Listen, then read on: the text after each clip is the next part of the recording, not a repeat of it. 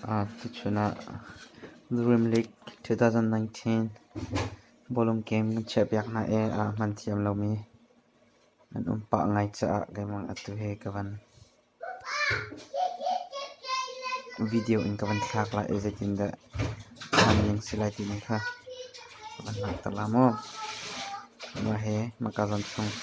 mobile phone thai tlei a hin kam post mi se makazan kan na face se mo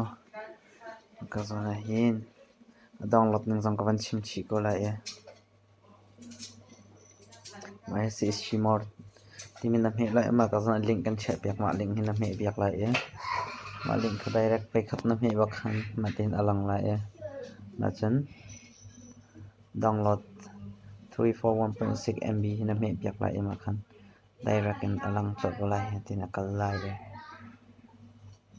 ma tin alang la download na me ba khan nga chang la ma ti khan na nga la na nga din tu chu ke chu kal dong lo chemis ka download ti lai lo phiat ma khan chok la nang chu direct kan ara ko la na an ke chu ka download chemis cha file manager in ka zau la cho na ni chu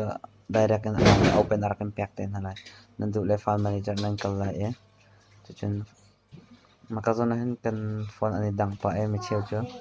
ka hin ma he chu vivo se oppo ti ban to jong ma ban to asla ina dun acheu phone cho ka hin local team jong anum lai chilo internal and le external SD card ti jong kin tam pi ko la maka internal asijang internal na phone chung memory card akan na lut piak la download kai chu ka phone ka lut la download akan na kal piak la download na kal piak la ka khan ama ni download a pek chami khama ka han direct he mate he sila he mate he se maka jong kha na fan lut pak khan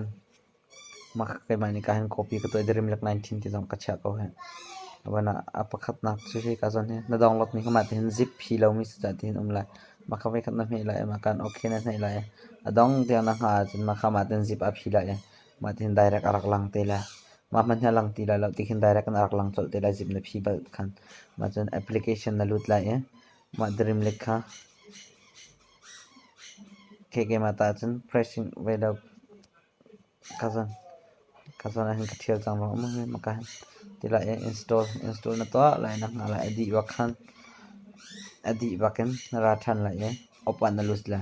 makazon opna phan tekhin achung na lut ti la makazon hin na lut piak ti la ma hin na lut piak shung la makhana chok la makazon boka hen makazon he sau pin na me la asilo le computer ti ban tok na man asia chon right click na me biak la ma te herak lang te la makazon hen amin zong na thlen khona da amin thlen du la ma ti khan chin cha la i copy mo khat mo na du de pon na me piak la kai cho copy ka me la ma khan na chok piak than la din na chok la to ni na phone file manager na van lut paken alang mi chong khan acheu ta che local ti jong se ko la acheu cho SD card la internal ti mi jong ase ko la ma ka zon akhan na lut piak la ke che phone ka lut than la ma khan Android a na lut piak la na phone to ama Android te mi ha om di ma he che phone data phone he atle mi api tlai mi se cha khan phone data ase cha khan ka zon he zai phone pa om di mi se Android te mi khana call la cheu chu achong bik jong umlo comment tang alai ti jong umlai na te ke achong bik cha achong ka lut piak ma ka zon hen op ti na thim piak than la ma te na thim piak la ma khan direct na lut lai ma ka zon hen ti mi ka zon te face na me biak college face na me khan copy to la kai chu ka to cha mi sa ka to ti la lo ka san chun la mo ke repeat sang cha ati cha how lo ka ti overdrive jong ka me la cancel ka me ka la nang chu ka zon face na ti ba khan ma na kal thlo ma la adi tiang ke ma ti khan adong tiang akal la ma adong wa kham na chwak pek than la na chok di la application install na to mi khan na lut na me la na me la kan chen ne direct dai man how ti lo na chel kho chot la okay ti mi nei mi jong kha download to ma sa okay ti mi jong kha alang ti la lo ma ka han ke touch continue ti la touch continue na me la direct pakin na lut chal la maka zon ahin awa ni captain an zoi tal la captain an team tal la captain khana du de na du chami pa khana team la ma pui pakhat te kha akem pakhat na kha nai chal la nai chal di ba kan chan minung chok na ka na lut la minung chok na kan na du mi minung pa kha na chok kho cho ja chen ka han crack kan to chami cha mo tangka tampi na ngai na du mi minung pa khana chok la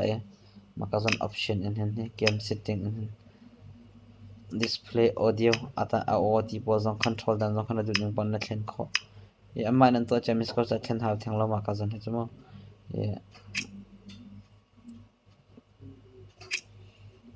tikhan na chok la ma chan ka zon na kal la ka han ye na bolong kun kha do ta tak long na sak kho anin pyak ka me sa thang ma tin la lo kan na sak le chan training lo na pyak na la custom team han na angki na loko chan na min vil te zong kha thlen kho di se ka han du ning pon na to kho la tlam tling lama tlam tling ko lai tia ka ro ko he kha chok lama